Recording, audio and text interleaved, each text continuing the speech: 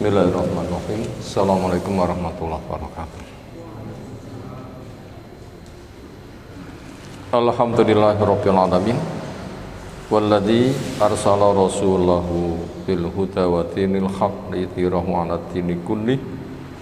Kafa billahi syahida wa asyhadu an la ilaha illallah wahdahu la syarikalah wa asyhadu anna Muhammadan abduhu wa rasuluh. Allahumma salli ala Muhammad wa ala alihi wa ashabihi wa man tabi'ahum bi ihsanin ila yaumiddin.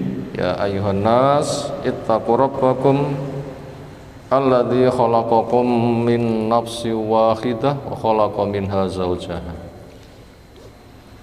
wa bassa minhuma rijalan katsiran wa nisaa'a wattaqullaha alladzi tasaaluna bihi wal arham innallaha kana 'alaikum raqiba. Wa ba'd, wa inna asdaqal hadisi kitabullah wa khairal hadyi hadyu Muhammadin sallallahu alaihi wasallam syarrul umuri muhdatsatuha fa inna kulla muhdatsatin bid'ah wa kulla bid'atin dhalalah wa kulla dhalalatin finnar.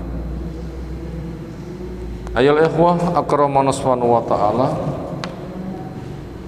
Tema taklim kita kali ini adalah fadilah orang takwa yang memiskinkan diri.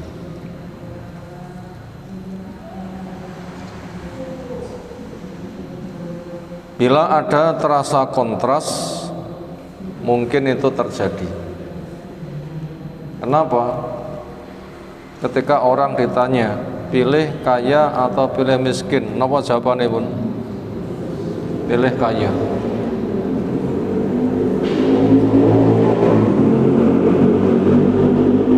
Loh, ini kok memiskinkan diri, apa maknanya?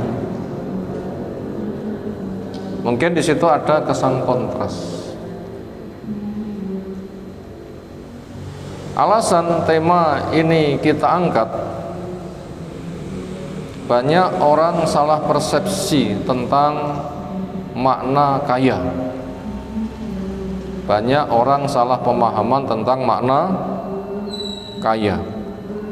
Yang paling banyak pemahaman orang ketika mendengar kata kaya, nopo manane pun? Harta yang bertumpuk-tumpuk. Sementara hakikat kaya yang didefinisikan di dalam Islam itu adalah sebagaimana pesan Nabi SAW, laisal ghina an kasratil mal walakinnal ghina ghinnan nafsi alladzi fis sudur. Yang namanya kaya bukan dengan bertumpuknya harta, tetapi namanya kaya kekayaan jiwa. Maka ternyata dari sini sudah ada gambaran antara pemahaman umum arti kaya dan hakikat kaya yang telah didefinisikan di dalam syariat. Ini alasan kenapa tema ini kita angkat. Adapun tujuan tema ini kita angkat, yaitu untuk memberikan cara bagaimana menggapai ambisi pengen jadi wong sing sugih. Makanya ketika ditanya pengen sugih atau pengen miskin, jawabnya pengen sugih. Sementara hakikat sugih itu bukan bertumpuknya harta, tetapi kekayaan jiwa. Maka disitulah kita berusaha untuk mencari solusi. Bagaimana kita memupuk kemauan syariku sugih sing sebenarnya, bukan sugih mengikuti persepsi banyak pemahaman dari kesan umum. Makanya siapa yang pengen kaya yang sejati, itu adalah kaya ketika kembali kepada Allah Ta'ala. Sementara kekayaan di dunia itu bukan asli kaya, tetapi kekayaan dunia satu jenis dari jenis-jenis ujian. Maka orang itu apabila ingin sukses di dalam ujian, ketika diuji dengan kekayaan, makanya bagaimana kiat yang harus ia siapkan supaya sukses untuk menggapai kaya yang semestinya. Makanya yang diperbuat Nabi SAW dengan cara memiskinkan diri. Bagaimana itu? Nah, insya Allah nanti kita akan bisa melihat uraiannya. Ada 3 atau 4 dasar yang akan kita kaji. 1, 2, dan 4 dalil. Nomor 3 itu syarah. Dalil pertama hadis Sahih Muslim. Pesan Nabi SAW sebagaimana Abu Hurairah menceritakan, rubba as'atha madfu'in bil abwab lau aksama ala Allah la abarrahu. Rubba as'atha, setelah rubba itu biasanya jer, ini juga jer. Semisal rubba so'imin, berapa banyak orang yang puasa, itu tanda jernya kasroh. As'asa itu juga jer, tanda jernya fathah. Kenapa? Dia mamnu minasorfi, yaitu isim mengikuti wazan af'alah. Itu tidak bertanwin bila jer tanda jernya fathah. Maka dibaca rubba as'asa. Berapa banyak orang yang rambutnya morat-marit? Apa sebabnya rambutnya morat-marit? Mungkin karena tidak ada dana untuk merawat rambut. Kata morat-marit mungkin pancen morat-marit atau maknanya penampilan rambut yang tidak menarik. Kenapa? Gak punya modal untuk merawat. Kenapa? Miskin. Mungkin juga morat-marit karena safar, tertimpa oleh angin. Madul-madul mboten rambutnya. Ya lek gundul mboten napa-napa, lek dawa.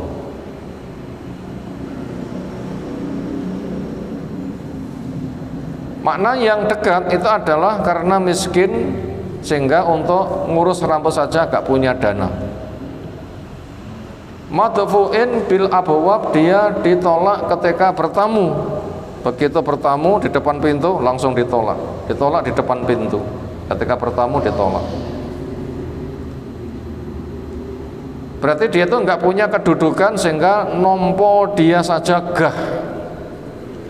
Nggak punya kedudukan sehingga nompo tamu model ngono ki gah. Berarti nemen miskin nih. Berapa banyak orang yang kondisinya seperti itu? Ini maknanya bukan membimbing kita dadi wong sing modele ngono, bukan.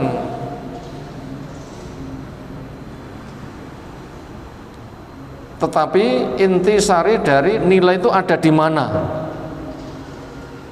Seringnya orang menilai itu pada penampilan zahir, sementara Allah ketika menilai zahir sebatas dampak intisarinya dari batin. Makanya di sini sudah beda cara memandang. Ternyata ketika batin dia tuh baik, walaupun penampilannya belum baik, kenapa? Mungkin nggak punya dana, tetapi dia punya kelebihan. Apa kelebihannya? Lau aksama alallahi la abarrohu. Ketika dia bersumpah atas nama Allah, Allah mewujudkan sumpahnya. Kenapa? Ketika bersumpah dipenuhi, karena dia memang layak untuk dipenuhi. Kenapa? Karena ketakwaannya. Ini ada kondisi cara pandang manusia, dia tersingkirkan, tapi cara pandang Allah, dia orang yang terhormat. Buktinya ketika dia punya program, Allah memuluskannya. Makanya cara pandang Allah sebagaimana dijelaskan Nabi SAW, innallaha la yanzuru ila suwarikum wa la yanzuru ila ajsamikum walakin yanzuru ila qulubikum. Allah tidak memandang kamu dari rupa wajahmu, Allah tidak memandang kamu dari penampilan tubuhmu. Secara umum pandangan mata menarik itu katanya hebat, tetapi Allah menilai hebat bukan dari situ. Tetapi Allah menilai hebat walakin yandurullah ila qulubikum, kepada hatimu yang diisi dengan ketakwaan. Karena inna akramakum indallahi atqakum. Walaupun penampilan zahirnya luar biasa menarik, tapi bila hatinya keropos tidak ada harganya. Kenapa? Bunga-bunga pagi mekar, sore layu, malam hari rontok, esok-esok disapu, nggak ada harganya. Akan tapi bila hatinya itu baik, walaupun badannya nggak esok ngurus karena miskin, Allah akan memuliakannya.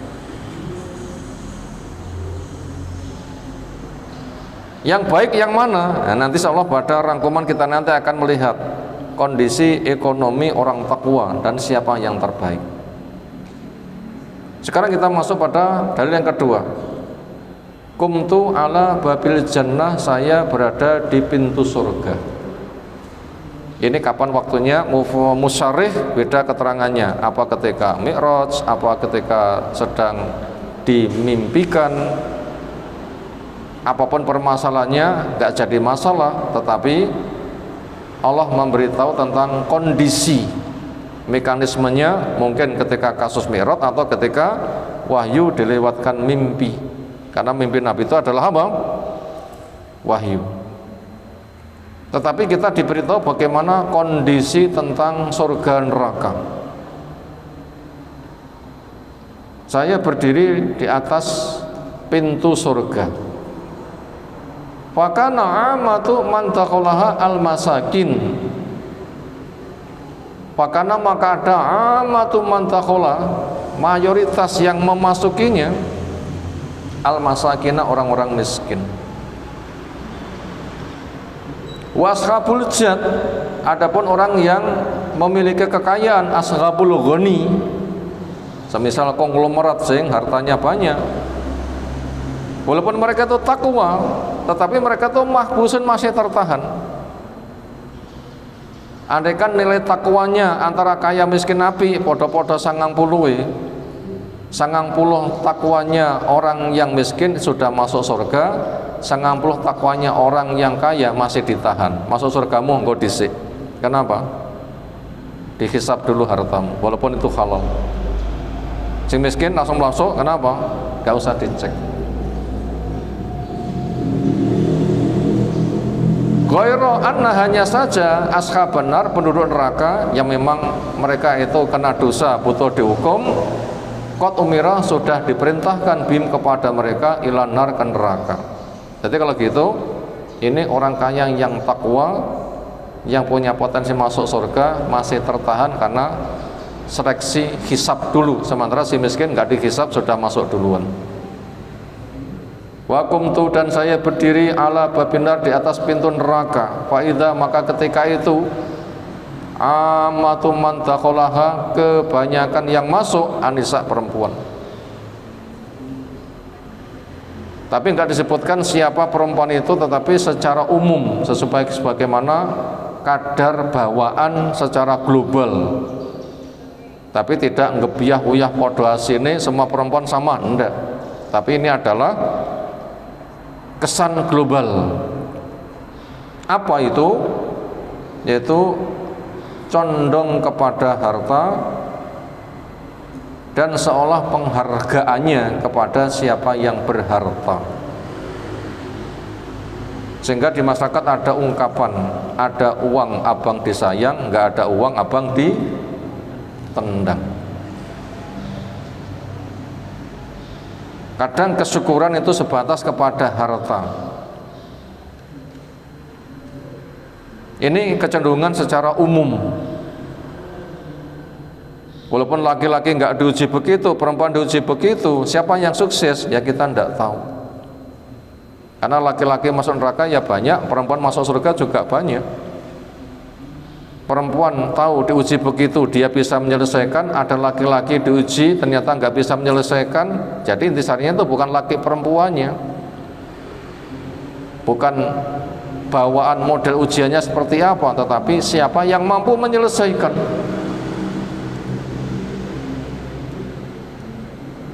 Karena perempuan sebagai ratu surga itu banyak. Ada Asia, ada Maryam, ada Bu Khadijah, ada Fatimah. Istri-istri Nabi semuanya dijamin masuk surga. Nah tentunya mereka adalah paham ujian pada dirinya dan bisa menyelesaikan ujian itu, yaitu lebih condong kepada harta, seolah nilai itu berada pada harta di situ, akhirnya menyebabkan kurang syukur. Sampai suami kurang dihargai gara-gara kurang harta. Ini bawaan secara global. Sekarang kita masuk poin yang ketiga. Syarhul hadis, syarah dari hadis. Al-madzahiru, penampilan zahir, laisat mi'yaron, bukan sebagai tolok ukur hakikian secara semestinya, bukan tolok ukur sing sak mestini. Lima rifatil atqiyai, untuk mengenal siapa yang takwa. Wongi takwa tandane penampilannya ngene urung mesti. Wa auliyaillah, dan tandanya sebagai wali Allah Ta'ala. Itu ternyata siapa orang yang takwa jadi wali Allah Ta'ala, ukurannya bukan penampilan zahir. Tiyan iku lek jenggote dawa mesti takwa nggih. Ya urung mesti. Wong tiyang sing rekayasa ya wonten. Kenapa? Innamal a'malu binniyat. Prakteke padha, niate beda. Tiyan niku lek salat mesti takwa nggih. Ya urung mesti. Ada ancaman wailul lil musallin, cilaka wong sing salat. Makanya itu kembali kepada niatnya, bukan penampilannya. Perempuan itu sing baik mesti bercadar, mesti nggih. Ya urung mesti. Anak bencong-bencong ya kadang ya cadaran ben iso melu ngaji. Pernah kan dibongkar bencong-bencong cadaran ben iso ngaji karo perempuan-perempuan? Wonten-wonten. Wah enak. Sebatas apik niku cadaran kok kethek ngujeng dicadari. Kenapa? Ini bukan niatannya apa, bukan. Jangan terlalu peka ya peka, tapi jangan terlalu peka. Maknanya nilai itu bukan penampilan zahir, tapi berangkat dari batinnya. Makanya kembali kepada niat. Dan pekerjaan yang paling sulit itu menata niat. Napa panggawean sing paling angel? Nata niat, itu sing paling angel. Makanya benahi hati, benahi niat. Makanya ada orang dulu punya ungkapan, andaikan saya diberitahu amalmu ditompo, saya pengen mati sejak itu. Kenapa? Mumpung ditompo. Kenapa kok begitu? Karena noto ati penggawean sing paling angel. Lah orang miskin ini berpotensi dimudahkan sarana untuk noto ati. Kenapa? Gak ada yang dibanggakan. Wong sugih roto angel. Kenapa? Digandoli hawane sugih itu bangga. Napa hawane sugih? Bangga. Hawane miskin tawadhu, hawane sugih bangga. Ini bawaan dasar. Sapa sing iso mengemas dengan baik sukses, tapi siapa yang nggak bisa mengemas nanti gagal. Kama huwa al-ma'ruf, sebagaimana dia sudah diketahui ladai amatin nas, di sisi umumnya manusia. Artinya siapapun paham standar baik takwa wali Allah itu bukan penampilan zahir, tetapi kembali kepada batin. Bahkan rubama sering yakunu ada al-kathiru, kebanyakan orang khilafah dzalik, berkesebalikan. Mestinya standar baik itu berangkat dari hati, tapi yang paling akeh enggak dari hati, tapi yang paling akeh mengetahui baik itu ada dari penampilan zahir. Fakasiron matakunu inayatullahi subhanahu wa ta'ala indal hamilin. Bahkan yang banyak matakunu, apa yang ada inayatullah, penjagaan Allah Subhanahu wa taala indal khamil, kepada orang yang tidak terkenal. Artinya mayoritas penduduk surga itu ternyata malah diisi oleh orang-orang yang di dunianya tidak terkenal, tetapi kemauan nafsu mulia itu adalah orang-orang yang terkenal. Berarti terjadi cara pandang yang berbeda. Wal madaru, dan tolok ukur cara menilai itu at-taqwa, berada pada takwanya. Kenapa? Liqouli ta'ala, sebagaimana firman Allah Ta'ala, inna akramakum indallahi atqakum, orang yang paling mulia di sisi Allah dari kamu itu orang yang paling takwa. Makanya kepada orang yang memiliki standar pemikiran mulia itu penampilan zahir, itu seringnya orang itu hanya bertumbuh kepada akal, dan seolah pemikirannya itu adalah hidup itu hanya di dunia. Allah menerangkan tentang karakter mereka dengan firman-Nya yang mereka berungkap, wa mal hayatu illa hayatuna dunya namutu wa nahya wa ma yuhlikuna illa ad-dahru. Enggak ada kehidupan kecuali kehidupan dunia, di situ hidup, di situ mati, tidak ada yang merusak kecuali masa. Ini namanya kelompok dahriyah, hanya bertumbuh kepada akal, karena akal nggak bisa menjangkau alam gaib. Akal itu hanya memantau kepada lingkungan. Orang itu punya butuh, lingkungan sebagai sarana, bertumpuknya sarana berarti butuhnya semakin tercukupi, itu sering yang mendorong menjadi standar nilai. Padahal dunia itu sebatas barang kecil. Makanya supaya kita tuh banyak ngukur tentang kondisi akhirat. Sehingga ketika orang itu pemikirannya seperti itu, hidup itu hanya dunia saja, sehingga mereka menyangka yahsabu anna malau akhlata, dia menyangka hartanya membuat kekal. Rata-rata orang menggunakan akal itu yang diandalkan, bisa mengeksplorasi dunia, mengambil modal sebesar-besarnya, seolah dengan punya modal seperti itu sudah segala-galanya. Padahal kita bisa melihat itu semuanya itu ketika terjadi hilang, ternyata Allah menghilangkan sangat gampang. Hilangnya kekayaan Qarun dengan dibenamkan di tanah, hilangnya kekayaan Fir'aun dengan ditenggelamkan di laut. Kekuatan tentara gajah ternyata menghadapi gurung saja sudah porak-poranda. Dan kondisi orang menanam ketika hijau royo-royo seolah segala-galanya, tapi coba lusa ketika diketam, dibabat, sudah gersang total. Atau seperti harumnya bunga yang mekar, ternyata besok pagi sudah rontok disapu. Inilah peringatan kepada orang yang mengatakan dunia segala-galanya. Oporan nyawang, mekar-mekarnya bunga ternyata sesuatu sudah jadi sampah di sapu. Itulah hakikatnya dunia, tapi sering orang itu membanggakannya. Kenapa? Karena keterbatasan akalnya. Nah, kepada mereka yang punya pemikiran begitu, seolah dengan harta itu segala-galanya, Allah menanya dengan bahasa ingkar, ayah sabun anna ma nubitu bihi mimali wa banin nusarilahu bil khairat bal la yas'urun. Apakah mereka menyangka dengan saya bentangkan harta yang melimpah itu sebagai tanda saya mempersegerakan kebaikan kepada mereka, tanda cinta itu harta? Apa memang begitu pemikirannya? Allah menjawab tidak, tapi mereka enggak sadar. Lalu bagaimana untuk menjawab pemikiran yang seperti itu? Hadis telah menyebutkan, satu, andaikan dunia bersama isinya di sisi Allah nilainya itu masih setara dengan selembar sayap nyamuk, maka orang kafir nggak sempat minum walaupun satu teguk. Itu andaikan nilai dunia masih selembar sayap nyamuk, itu nggak sempat minum satu teguk orang kafir. Tapi kenyataannya orang kafir masih minum nggak? Bahkan malah pesta, bahkan banyak orang yang takjub, wow hebat, kapan aku ngono kuwi.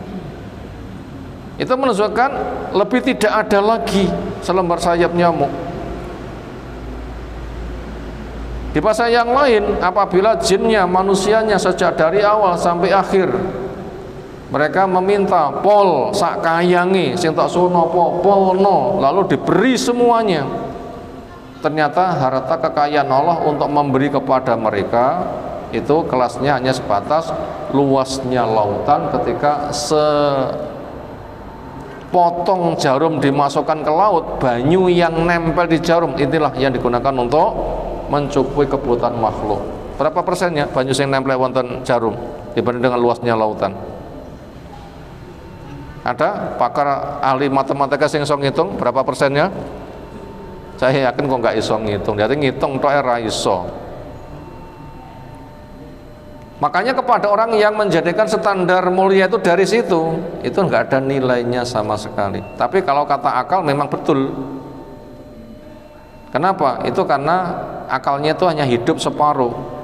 Iman kepada yang zahir, tidak iman kepada yang gaib. Padahal yang gaib dengan surga itu gak karuh-karuan nilainya. Wa fi hadzal hadis, pada hadis ini yukhbiru menghabarkan an-nabi sallallahu annahu rubama yakunu, bahwasanya sering terjadi ada ar-rajulu as'atha, seseorang yang rambutnya murat-marit.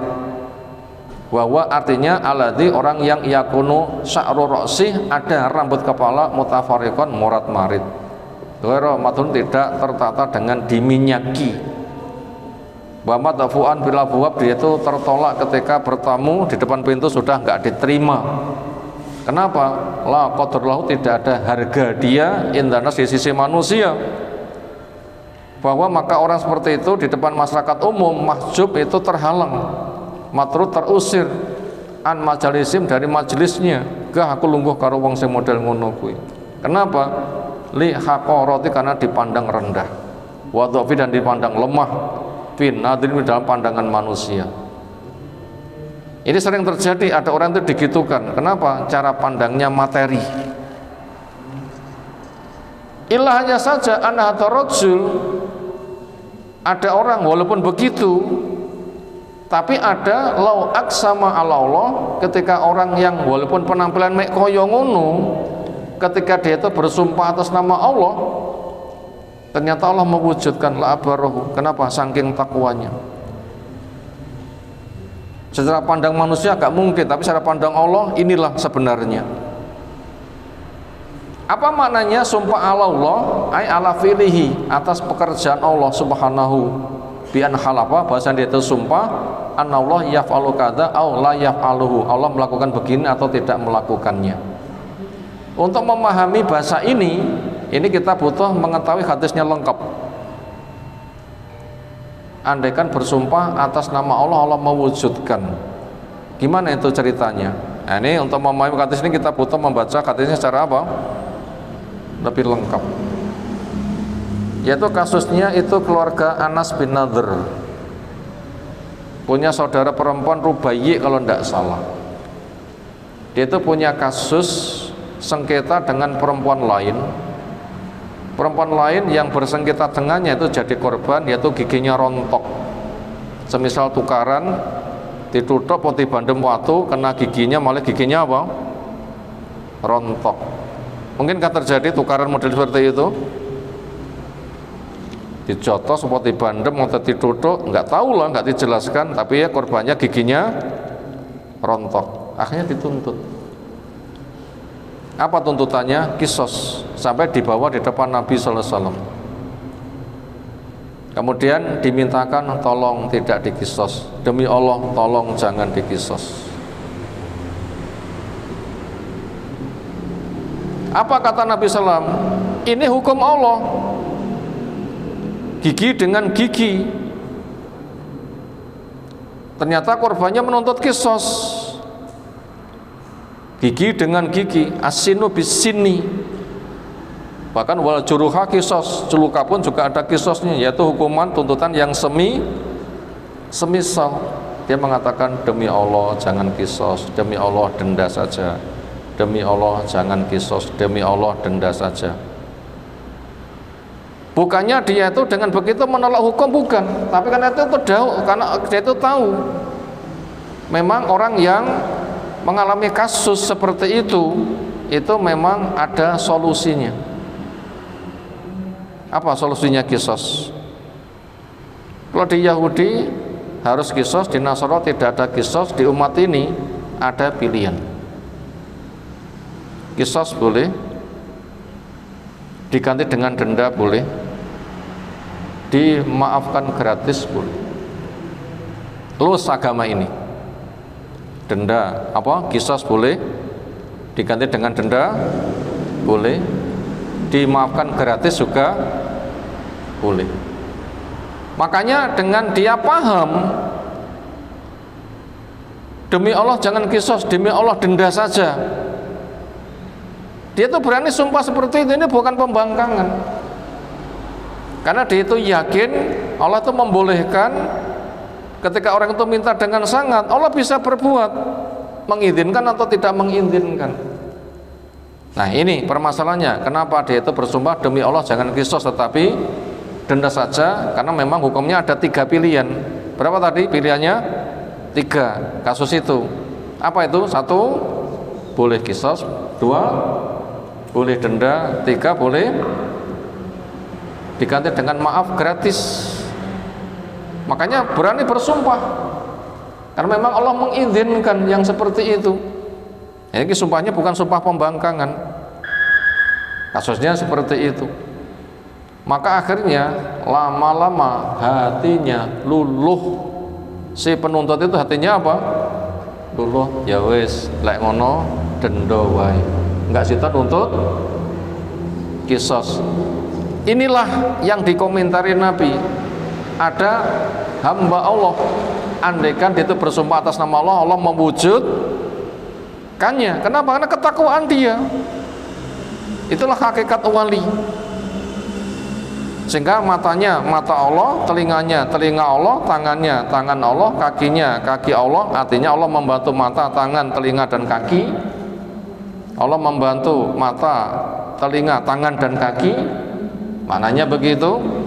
Ketika dia meminta diberi, ketika dia minta perlindungan dilindungi, ketika bersumpah Allah pun juga mewujudkan apa yang ia maui. Nah itu namanya wali-wali Allah. Sehingga di situ Allah ketika memberikan perwujudan tidak melihat kepada penampilan, tetapi lihat kepada apa? Hatinya. Karena penampilan itu sebatas ujian. Apa penampilan itu? Ujian, bukan standar nilai. Penampilan itu ujian. Maknanya begitu. La barahu ay yujibu raghabatahu, Allah ngijabai apa yang jadi kemauannya, wa doa dan doanya.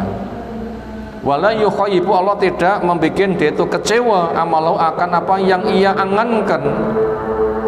Kenapa Allah mewujudkan? Li fadlihi, karena dia punya keutamaan, wa min zilati, dan punya kedudukan indallah di sisi Allah, karena ketakwaannya. Adapun penampilan zahirnya gitu kok rapatek menarik, itu permasalahannya memang dia itu punya keterbatasan, bukan karena dia itu memang nggak ngerti syariat berpenampilan cakep, bukan. Nah begitu permasalahannya. Permasalahannya seperti itu. Wahada bayanun, ini merupakan keterangan li idhami wa qadri hadarajul, karena agung dan kedudukan orang ini indah Allah di sisi Allah subhanahu yang maha suci, yaitu penilaian Allah itu tidak kepada zahir tapi kepada batin, yaitu ketakwaannya. Wa annahu yuwaffiyallahu ma arada, dan sungguhnya Allah yuwaffi, memenuhi Allah ma arada, apa yang ia inginkan. Maka daripada itu, ini membimbing kepada kita bagaimana cara memberikan penilaian. Wa hadza minat tarbiyah an-nabawiyah linnas. Wa hadza, ini minat tarbiyah dari sistem pendidikan an-nabawiyah, gaya kenabian, linnas, ini untuk manusia. Sistem pendidikan yang disampaikan Nabi berdasarkan wahyu. Maka supaya kita ketika memberikan penilaian maka juga seperti itu, hatta la yahtakiru, sehingga nanti kaum muslimin tidak gampang merendahkan ba'dad du'afa, kepada orang yang dianggap lemah. Wal yubsira, supaya itu memandang anasu manusia bi maratibis su'at al asfiya, dengan kadar sebuah kejernihan yang ada di hati, wal atqiyah, dan ketakwaannya. Wa yuraghibum, dan di sini Allah mendorong, memotivasi mereka fi talabi ma talabu, ketika mencari apa yang mereka cari, minal haqi, dari yang hak, wa taqwa, dan ketakwaan, wal amal as-soleh al khafi, dan amal soleh yang itu tersembunyi, sehingga dengan demikian dia terbebas dari riya. Wa fil hadis, pada hadis ini bayanu fadlillahi, keterangan akan keutamaan Allah, keutamaan yang Allah berikan ala duafa, kepada orang yang walaupun dhaif, lemah, akan tetapi ta'in, yang taat, minibati, di antara hambanya. Artinya siapa yang inginnya standar tetapi nggak punya apa-apa, akhirnya penampilan yo mek ngono kuwi, tetapi dia ridho, ngerti hikmahnya, bersabar, dan menjaga ketakwaannya, maka itulah orang yang sukses menghadapi ujian.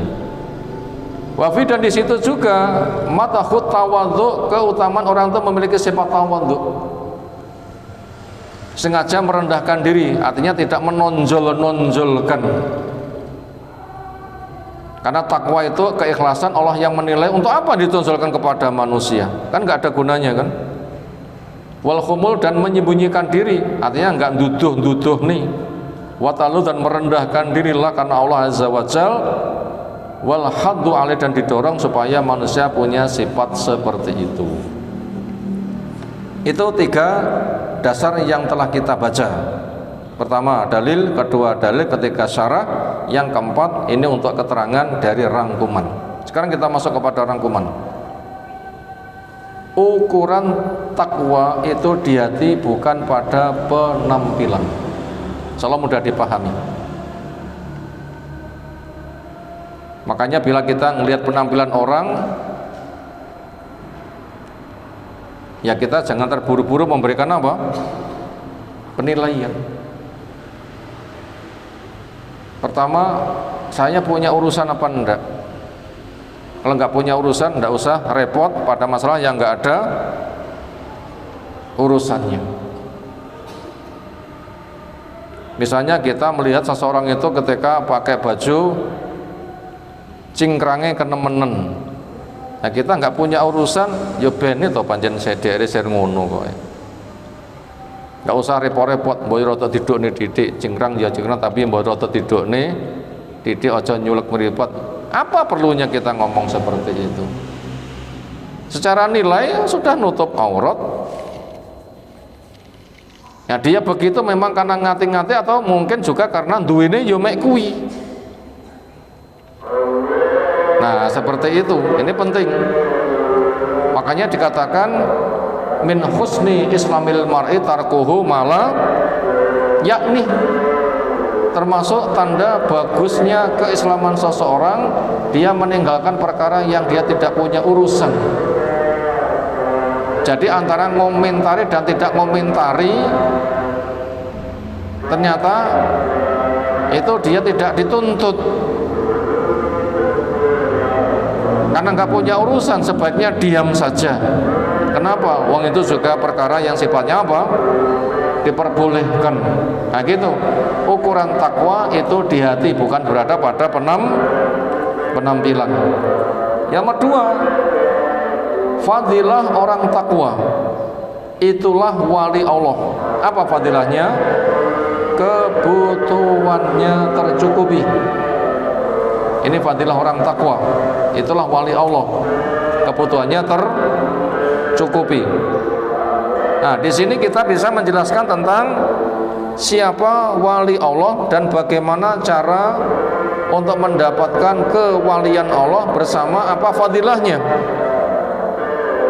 Apa makna wali Allah? Secara makna bahasa adalah orang dekatnya Allah. Kata mana waliya, yali itu dekat. Wali Allah berarti orang yang punya kedudukan dekat kepada Allah, makhluk sing cedek kepada Allah, itu wali Allah. Artinya orang yang dia nanti akan ditolong dan dicinta oleh Allah. Karena makna wali itu adalah al-mahabbah wa nusroh, cinta dan membela.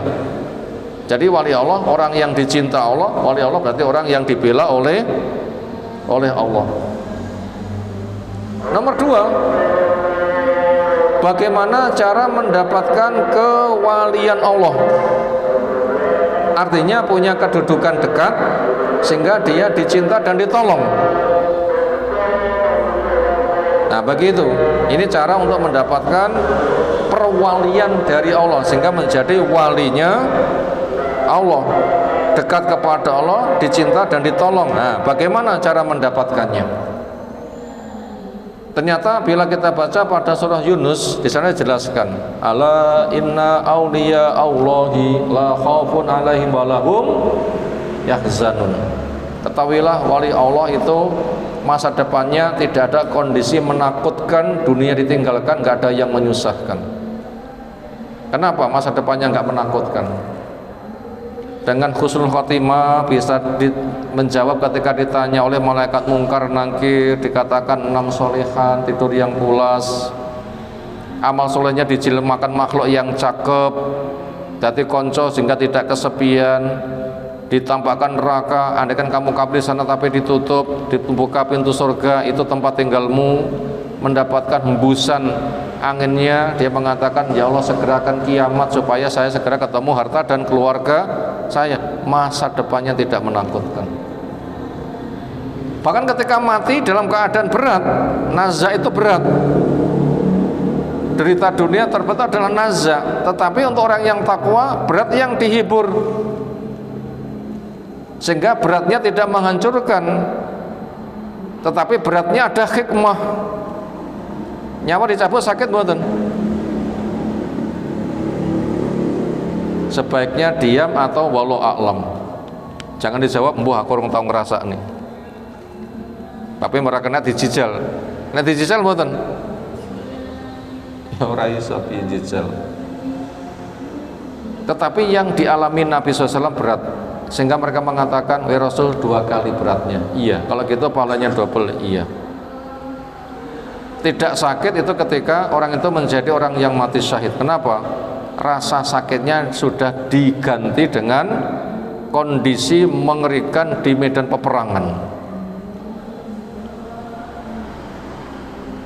Nah begitu, kondisi mengerikan di medan peperangan. Makanya sakitnya itu seperti semisal dicokot nyamuk atau gimana, senada dengan itu. Itu yang di medan perang. Bila tidak, tetap berat. Tapi makanya sudah mendapatkan hiburan. Apa hiburan malaikat? Allah takhafu wa la tahzanu wa abshiru bil jannati allati kuntum tu'adun. Sudah, kamu enggak usah takut, kamu enggak usah susah. Gembira saja dengan surga yang kamu dijanji. Maka dengan ridho dihibur kayak begitu, dia siap menjalani beratnya dan sukses, sehingga keluarnya nyawa dimudahkan. Nah, itu masa depannya tidak menakutkan. Dunia ditinggalkan juga tidak menyusahkan. Kenapa? Ketika orang itu tahu nikmatnya nikmat kubur, dunia itu tidak enak apa-apa nih. Ketika bisa merasakan nikmat, kenikmatan di alam kubur, dunia koyong apa nikmati, gak enak bekasi. Kita makan enak, tapi semari masih tersian enak apa enggak kira-kira? Biasa. Enak itu ketika suapan pertama pas luwe-luwe nih, selebihnya biasa, apalagi sudah selesai. Nah sementara kubur sedang ia jalani, dunia sudah ia tinggalkan, itu gak enak apa-apa nih. Makanya doa kita ketika sholat jenazah napa? Wa abdil daron khairan min darih wa ahlan khairan min ahli wa zaujan khairan min zauji. Ya Allah, berilah dia di alam kuburnya, rumahnya dia di alam kubur lebih baik daripada rumah dia di dunia, keluarganya, pendamping hidupnya. Mereka itu dapat rezeki di sana. Makanya dengan begitu dunia ditinggalkan. Ini gak enak sing nyusah nih. Kowong-kowong eman-eman, kadang bangun omah entek 5 miliar, ternyata rong dinggane wonge mati. Iya kono. Gak enak getun ngono kuwi. Gak enak getun nih. Kenapa? Di sana itu lebih indah. Contohnya kita kehilangan duit 1 juta, dijali 10 juta. Cek nangis mboten kira-kira? Gak usah nangis, kehilangan satu kita ajal 10 juta. Mesem nopo panggan nangis? Langsung mesem. Makanya dunia tinggalkan, gak menyusahkan. Anak yang yatim nanti Allah akan mengurus lewat caranya. Perjuangannya Allah akan menyiapkan orang untuk melanjutkannya. Istrinya yang janda atau suaminya yang duda, ngono ki yo rabine ya oleh. Kecuali istri Nabi itu memang dijamin, istri dunia istri akhirat itu memang nggak boleh nikah lagi ketika menjanda, tapi selebihnya tetap menikah. Cinten ditinggal mati istri susah banget. Bakna ya patang sasi susah ya entek bakna ya rabin nih. Cinten contohnya Asma bintu Umes, istrinya Ja'far. Itu simbol generasi muda sing cantik dan ganteng. Ketika suaminya mati, telung dino nangis ramari-mari. Napa maknane telung dino nangis ramari-mari? Saking susah. Tapi kenyataannya menikah dengan Abu Bakar yang duwe anak. Akhirnya juga dinikahi oleh Ali ketika Abu Bakar meninggal. Nah begitulah kondisi dunia. Tadi orang takwa nanti dapat hiburan, makanya tidak takut, tidak susah. Bagaimana untuk menjadi wali Allah? Hadis telah menyebutkan, wa ma taqarraba ilayya abdi bisya'in ahabba ilayya mimma qaratu alaih wala yazalu ala abdi yatawalla binafil hatta uhibbahu fa idza kuntu ahbabtu kuntu sama alladhi yasma'u bihi wa basara alladhi yubsiru bihi wa yatadhi yabtisu biha wa rijul alladhi yamshi biha wa idza sa'ala la'utiyana wa idza sta'adani la'uidannahu au kama qala Nabi sallallahu alaihi wasallam. Ketika hambaku mendekatkan diri kepadaku untuk mendapatkan kedudukan dekat, dicinta, ditolong, cara mendekatnya dengan kenalilah kewajiban, kerjakan kewajiban sebaik mungkin. Wajibnya cari ilmu, wajibnya manhaj, wajibnya tauhid, wajibnya sunnah, wajibnya ikhlas, wajibnya taqwa, wajibnya dakwah, wajibnya sabar, wajibnya sholat, zakat, puasa, haji. Sing wajib tandangono dengan benar. Ketika sudah, jaga dengan yang sunnah, sehingga kewajibannya terjaga, sunnah sebagai pengawal sehingga tidak rusak. Akhirnya nanti Allah memutuskan cinta. Buktinya cintanya apa? Nyawang sak nyawang Allah membantu sehingga yang dipandang baik. Krungu sak krungu dibantu sing dirungokne sing baik. Obah sak obah tangannya dibantu karyanya bermanfaat. Jangkah sak jangkah kaki melangkah dibantu sehingga langkah yang ada langkah kepada ketaatan. Ketika dia itu diberi, minta perlindungan, dilindungi. Walaupun penampilan zahirnya gitu randu apa-apa, dinilai rapokro, nganti rambutnya morat marit, bertamu ditolak. Kenapa? Memang randuwe, tetapi dia di sisi Allah sangat mulia. Nah itu cara menjadi wali Allah, apa makna wali Allah dan apa fadilahnya. Berikutnya, macam-macam ekonomi orang takwa. Ada yang miskin, ada yang kaya memiskinkan diri. Kunti sing paling saya. Bila ditanya mana yang baik, semuanya baik. Orang takwa dari kalangan orang miskin baik. Orang takwa dari kalangan orang kaya baik. Ada orang takwa kaya yang memiskinkan diri. Dari semuanya baik, mana yang paling baik? Jawabnya, orang kaya yang takwa yang memiskinkan diri, itu yang paling baik.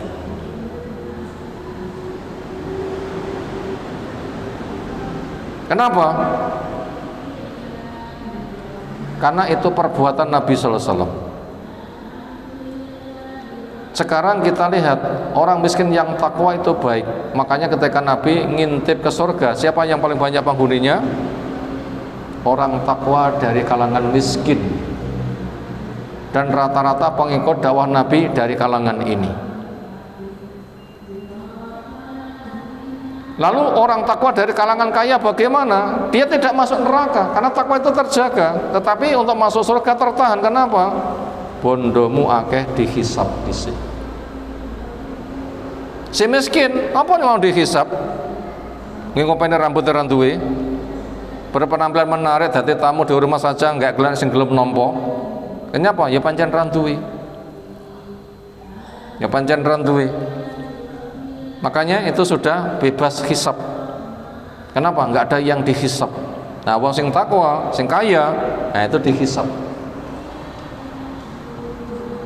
Bagaimana orang takwa yang kaya sehingga dia tidak masuk neraka? Jawabnya, hartanya harus halal dan harus memenuhi hak pihak yang punya hak, banyak membantu, tangan di atas. Kemudian zakatnya itu harus bersifat harus. Pada kondisi dia itu selalu bersedekah halal, zakatnya selalu, tapi masih punya gudang simpanan. Itu bagus, tetapi dia masih tertahan. Kenapa? Hisabnya masih panjang karena jumlah hartanya banyak. Makanya orang yang sadar seperti itu dia tidak membanggakan kekayaannya. Makanya ada wong kaya sing meri kepada wong miskin. Sinten? Abdurrahman bin Auf. Makanya ketika melihat Mus'ab bin Umair yang mati di perang Uhud, itu sangat miskin, kain tutup kepala sikilnya brojol, kain tutup sikil kepalane brojol, akhirnya kainnya untuk kafan kepala, sikilnya dibruk-bruk suket. Dia mengatakan dia telah menanam panen besar tapi belum ia nikmati di dunia, utuh nek akhirat lek ngono. Lah sementara saya sudah menanam panen besar, kok dosa saya nikmati di dunia, sok surga kepiye? Nangis. Sekarang poin yang ketiga, orang takwa yang kaya yang memiskinkan diri, ini yang terbaik. Sinten contohnya? Nabi sallallahu alaihi wasallam. Nabi sugih mboten? Ayo, sugih mboten Nabi niku? Sugih pol. Andaikan lembah Bathak pengen dadi emas diberikan, sugih mboten? Lembah niku ombo lho nggih. Patune gede-gede mboten? Lek krikelnya kali berantas, saya gunung ya sak kebo-kebo ngoten to nggih. Watu cilik wonten pundi? Nek kali berantas, sing gedhe munggah teng gunung mereka nggih sak kebo-kebo. Itu andaikan lembah Bathak itu jadi emas akan terwujud. Tapi Nabi tidak menginginkan. Termasuk yang lain ketika terjadi perang, seperlimanya untuk siapa? Rasul, khumus namanya. Sugih mboten? Pol sugi. Pol sugi, tetapi Nabi memiskinkan diri. Sehingga tidak sibuk dengan harta. Gimana caranya? Butuh diri keluarga untuk setahun dumi kabeh ben diopeni dhewe-dhewe. Sisane serahkan kaum muslimin sing butuh njipuk dhewe. Kita wani mboten kira-kira? Wani mboten? Nabi tidak bisa disaingi. Siapa contohnya? Ngambil sendiri. Contohnya Abbas. Izinkan saya mengambil. Dulu ketika terjadi perang Badar, suruh nebus, saya sing nebus ABC. Ijolono, yes njipuk. Damel petukan kau wede. Kelimpun apa kain kira-kira jenenge ngoten niku. Diisi batangan emas, mungkin setoran zakat, emas yang masih bersama tanahnya belum mulus, itu diumbruk nih, wong iso njipuk dhewe-dhewe. Ora kuat dilongi, ra kuat dilongi, ra kuat, lagi kuat. Ketika kuat tapi junjung dia munggahnya pundak enggak kuat. Muhammad wong ngono, gah. Omong ana wong kan ngunggahne gah. Jipo sak kuatmu mikul dhewe kuat, dilongi neh nganti dijunjung dhewe kuat. Loh, nganti begitu Rasul itu ketika berbagi. Itu namanya memiskinkan diri. Akhirnya ketika jatahnya kurang, mungkin terpakai sedekah ini itu, walaupun secara persiapan setahun itu cukup, tapi mungkin juga terpakai. Akhirnya 3 hilal dapur keluarga Nabi tidak mengepulkan asap. Kenapa? Karena yang dimasak. Hilal setat, satu hilal 1 bulan, hilal kedua 1 bulan, hilal ketiga 2 bulan. Itu dapurnya tidak mengepulkan asap. Kenapa? Karena dimasak. Ketika meninggal, baju besinya berada di gadian. Untuk apa? Membeli bahan makan untuk keluarganya. Itu contoh memiskinkan diri. Tapi haknya sudah dipenuhi dulu. Hak baju sudah, hak penampilan wangi sudah, hak kendaraan sudah, hak makan sudah, hak rumah sak wajari sudah. Bukan dipipi loh ya, bukan dihias rumah Nabi itu. Itu atapnya diranggenginnya gitu, tidurnya di pelataran. Bajunya dipetani dewi, ditempel dewi, sandalnya dijahit sendiri. Sampai Umar itu nangis. Kenapa?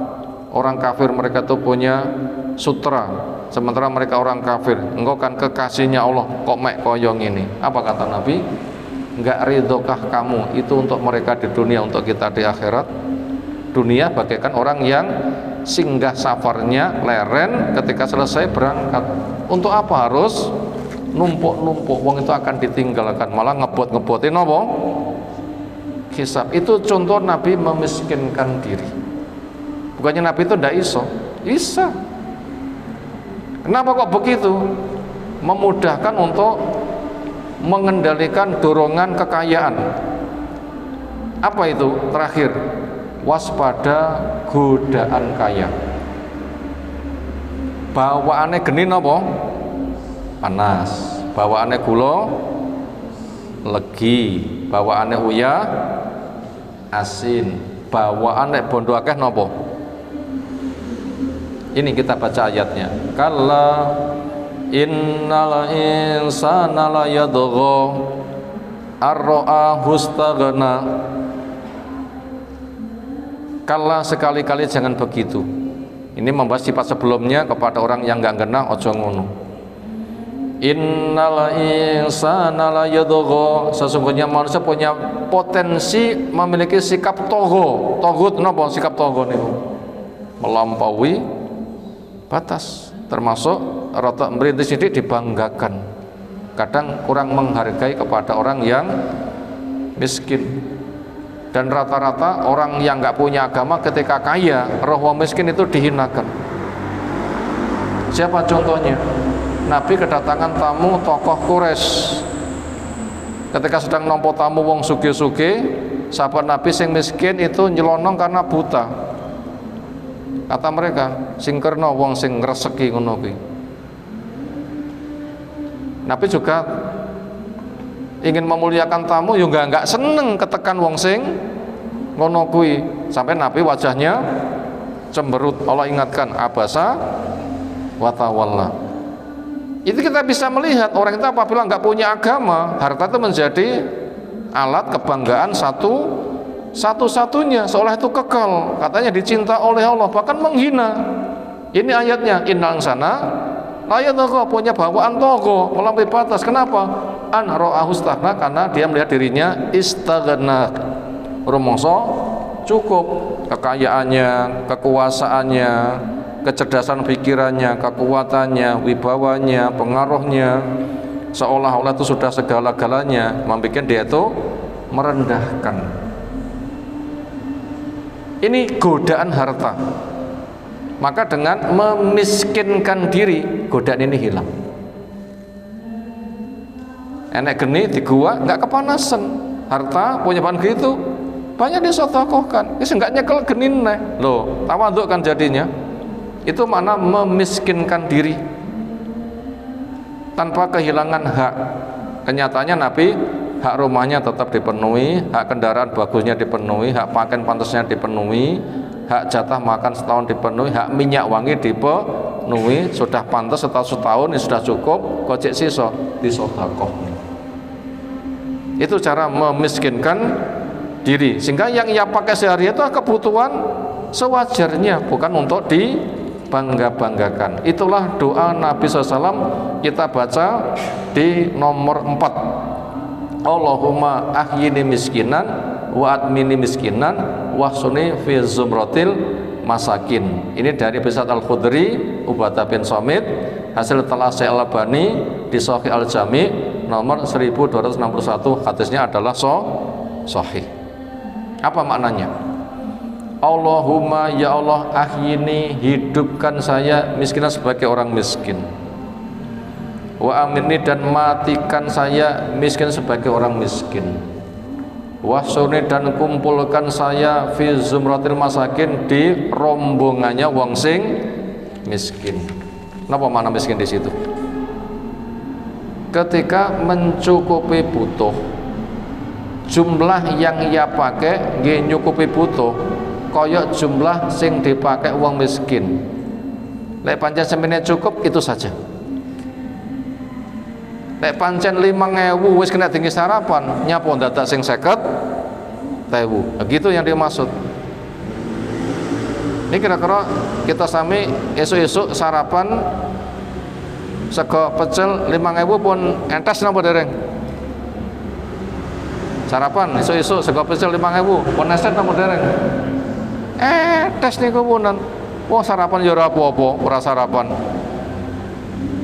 Lek pancen semono cukup, nyapo kok sing 50.000, nyapo sing 500.000. Ya sing 5.000 wae, engko sisane tinggi sedekah. Itu namanya memiskinkan diri. Bukannya randuwe, memang itu cara mengelola supaya harta tidak punya pembawaan membanggakan itu dihilangkan. Panas jadi disisih nih benjok kepanasan. Kaya itu Nabi tapi banyak sedekah. Gak enak wong sing sedekah seperti siapa? Nabi itu betul-betul zuhud, diuji kaya bisa mengendalikan butuh dunia saat cukupnya, kok masih ada untuk yang lebih manfaat. Zuhud itu kan meninggalkan yang kurang manfaat untuk meraih yang lebih manfaat. Itu kan zuhud kan, mana seperti itu. Tapi Nabi tidak menghinakan diri. Kenapa? Bajunya tetap tertata, kendaraannya sholat itu tidak bisa disalib, wanginya dijamin, siwak pun juga selalu menjaga diri. Kenapa? Itu memang haknya, dan itu wajar menggunakan itu. Dan matikan saya sebagai orang miskin. Nah, ternyata Nabi terbukti matinya sebagai apa? Orang miskin, sehingga tidak ada yang diwaris sementara disedekah. Ini khusus untuk Nabi. Dan kumpulkan kelak saya bersama orang-orang miskin. Itulah fadilah orang takwa yang memiskinkan diri. Ternyata ada pada profil siapa? Nabi Shallallahu Alaihi Wasallam. Makanya apabila ada pemahaman miring, nah berarti dia itu harus dibenahi pemahaman apa makna miskin.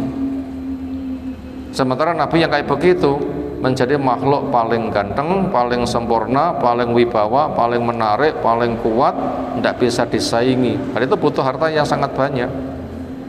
Itulah cara mengelola yang dimiliki Nabi Shallallahu Alaihi Wasallam. Demikian materi yang kita kaji malam hari ini sudah tersampai. Silahkan dibaca berulang-ulang atau videonya didengar berulang-ulang. Soal itu nanti akan sangat bermanfaat untuk kita semuanya. Ada tanggapan? Disilahkan. Sekira cukup, istirahat. Subhanakallahumma bihamdika, asyhadu an la ilaha illa anta, astaghfiruka wa atubu ilaik. Assalamualaikum warahmatullahi wabarakatuh.